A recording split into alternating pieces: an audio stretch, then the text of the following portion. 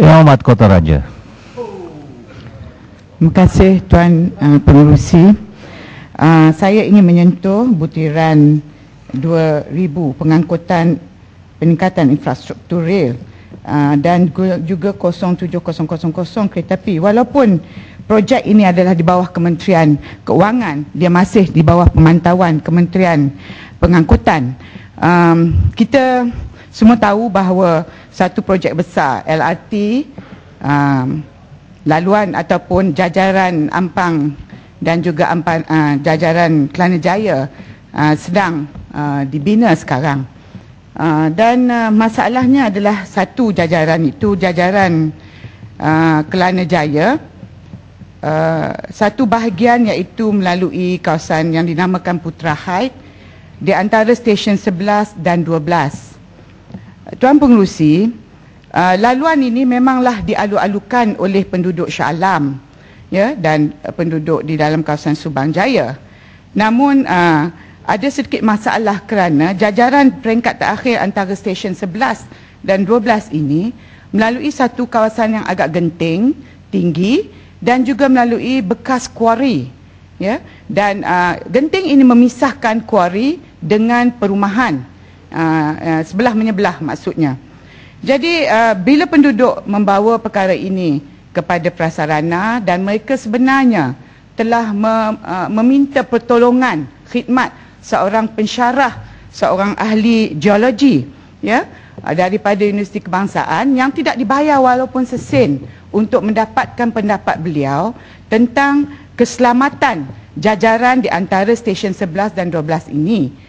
Maka Dr. Tajul Anwar Jamaluddin, seorang penyelaras program bencana geologi Institut Kajuan Bencana Asia Tenggara, SEADPRI, itu dia punya short form dia tu, ya, daripada UKM Bangi, telah memberi khidmat beliau dengan percuma.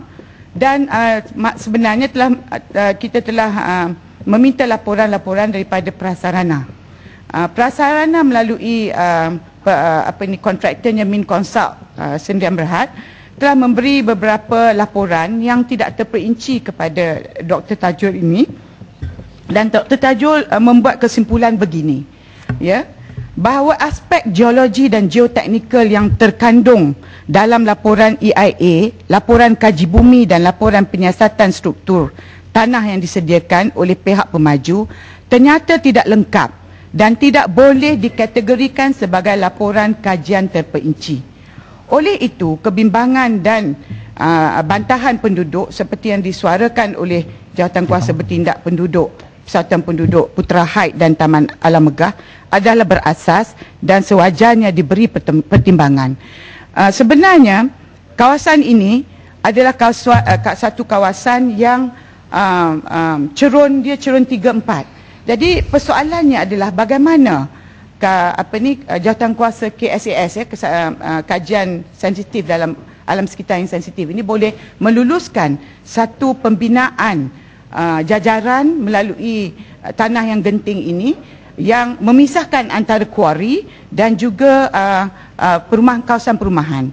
Jadi kebimbangan kita adalah bahawa satu hari malang tidak berbau, maka mungkin berlaku satu geohazard, ya. Dalam laporan disebut oleh Dr. Tajul ini, walaupun dilakukan satu kajian geobencana, ya, hazard kategoris 23 kategori semuanya, namun dan dinyatakan di sini faktor penyebabnya, potensi impaknya, langkah kawalan, kategori risikonya dan sebagainya, tapi malangnya laporan daripada pihak pemaju tidak langsung menyentuh atau mengambil kira tentang kajian geobencana atau geohazard, ya, seperti tanah runtuh, runtuhan batuan, ground collapse, kegagalan cerun dan banjir kilat.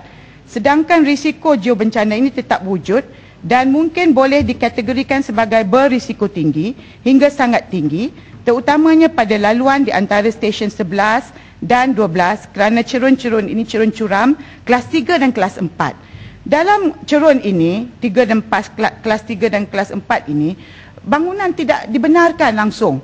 Tetapi bagaimana kita boleh meluluskan, ya, satu binaan laluan LRT yang kita tahu bahawa hari ini mungkin selamat, tetapi apabila setiap kali LRT lalu mungkin pada kadar 15 minit satu, maka berlaku gegaran yang orang kata kalau akan berlaku jika malang tidak berbau, edge ataupun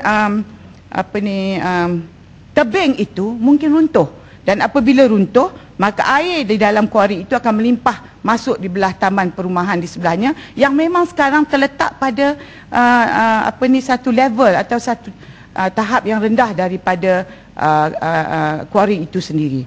Jadi saya harap Menteri, apa yang diminta oleh penduduk sebenarnya adalah supaya pihak prasarana atau pihak Kementerian Pengangkutan melantik seorang ataupun sekumpulan geologis yang pakar dalam perkara ini.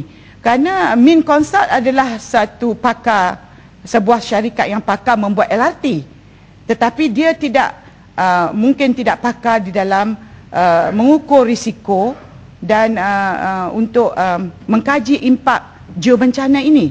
Jadi alang-alang kita membuat satu projek yang begitu mahal berbilion-bilion, maka rasa saya tidaklah begitu mahal untuk melantik seorang ataupun beberapa orang pakar geologis ini. Saya tidak faham kenapa prasarana juga Kerajaan Negeri Selangor lah di sini tidak boleh menerima satu pendapat yang saya kira bebas, kerana beliau tidak ada apa-apa kepentingan di situ, beliau tidak tinggal di situ dan beliau tidak dibayar satu sen. He came on his own time, dia datang menggunakan masanya sendiri dan belanja duit sendiri, duit minyak pun tidak diberi. Tetapi malangnya beliau tidak diberi pendapat beliau, laporan beliau tidak diambil berat.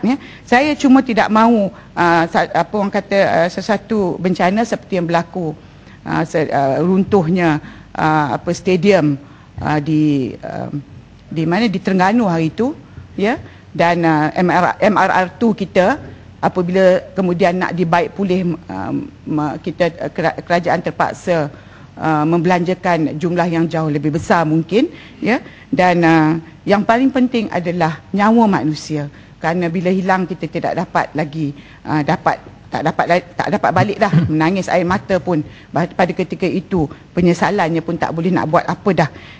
Jadi kesimpulannya, kajian geologi dan geoteknikal yang terperinci perlu dilakukan untuk mengenal pasti kesemua masalah geologi, geoteknikal dan risiko geobencana, dan perlu diambil kira dan apakah langkah-langkah mitigasi untuk menjamin dan memastikan bahawa keberangkalian tanah runtuh dan juga kemalangan berlaku kemudian hari.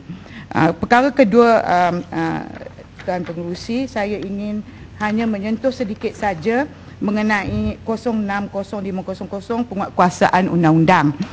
Saya selalu mendapat rungutan daripada rakyat bagaimana bas-bas enggan memasuki kawasan-kawasan rumah perumahan ataupun kawasan-kawasan yang disebut sebagai non-profit routes, laluan-laluan yang tidak menguntungkan mereka, padahal pada ketika hendak mendapat permit pengangkutan awam ini semuanya dijanjikan bahawa laluan-laluan tertentu akan dimasuki, tetapi apabila sudah beroperasi maka mereka memberi alasan bahawa it's non-profitable, jadi mereka tak lalu. Akhirnya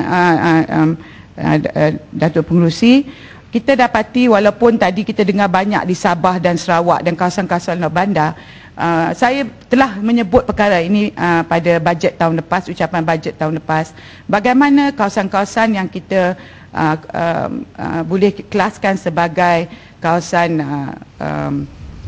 sosioekonomi rendah, taman-taman perumahan di mana rakyat berpendapatan rendah tinggal, dan kawasan-kawasan rumah teres dan sebagainya tidak dimasuki oleh kenderaan awam, dan ini amat menyukarkan kepada mereka. Malah kalau kita bincang dengan penduduk, mereka mengatakan YB tak payah masuk setiap jam atau setiap 2 jam, memadailah masuk pagi masa waktu mengangkut budak-budak ke sekolah, tengah hari, dan kemudian sebelah petang kami boleh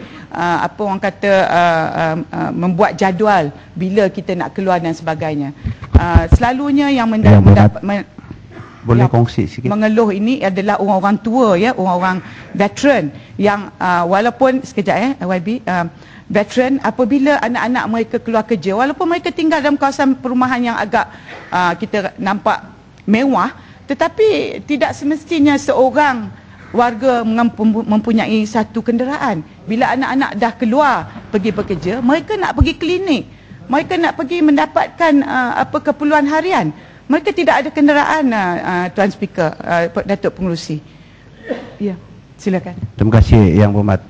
Oleh kerana Yang Berhormat telah menyentuh, terima kasihlah kerana prihatin tentang keadaan di Sabah dan Sarawak. Saya juga telah menyentuh perkara mengenai dengan soal pengangkutan awam di luar bandar di Sabah, terutama sekali di press area Yang Berhormat sentuh tadi. Saya telah sentuh.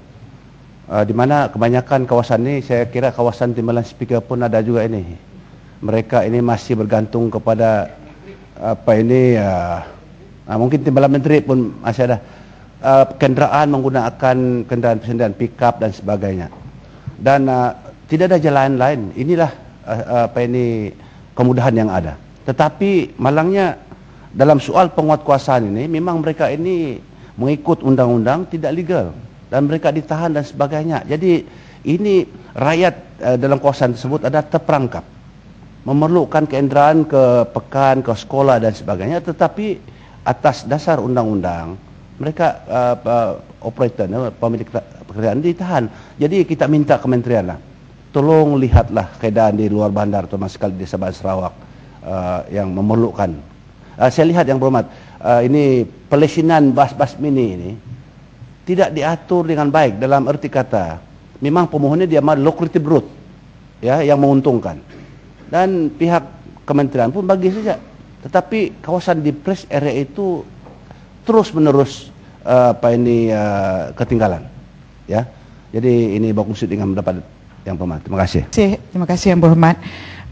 Saya kira bukan ramai di antara kita membawa masalah rakyat yang serupa, baik di luar bandar maupun di bandar. Jadi kita harap SPAT selepas ini akan melihat dengan terperinci, ya, bagaimana kita dapat meringankan, melegakan rakyat kita. Saya kira pengangkutan adalah salah satu daripada khidmat asas yang tidak boleh mengambil kira keuntungan semata-mata. Mungkin kerajaan ada elemen subsidi di sini. Saya bukan saja di luar bandar Yang Berhormat, kita yang tinggal di Kuala Lumpur ini sebenarnya juga menghadapi masalah, terutamanya apabila stesen-stesen LRT, komuter dan sebagainya, sistem feeder, sistem bas yang memberi perkhidmatan mengangkut penumpang LRT ataupun komuter ini, bila diturun daripada komuter misalnya, ada bas, tapi kalau naik bas, rumah yang hanya sepatutnya 15 minit sampai, dia tawaf dulu satu pekan itu sebelum sampai ke rumahnya. Jadi di situ faktor masa, mengambil masa yang begitu lama bila menggunakan pengangkutan awam, ya, yang bas-bas mini yang dulu daripada Kuala Lumpur sekarang digunakan di luar bandar, ya, dan menjadi bas-bas feeder kepada stesen-stesen komuter dan LRT ini. Kemudian, ya, saya sudah habis. Kemudian saya nak sebut mengenai tambang, ya, tambang bila naik teksi, ya, walaupun masih mahal. Kalau bayangkan kalau satu trip yang sepatutnya mengambil 10 minit terpaksa membayar RM10 kepada teksi, maka ini adalah di luar kemampuan rakyat jelata yang kita tahu 40% dari rakyat kita mempunyai pendapatan isi rumah yang kurang daripada 1,500. Jadi bagaimana kalau RM10 dibayar hanya untuk tambang teksi? Sekian Tuan Pengerusi.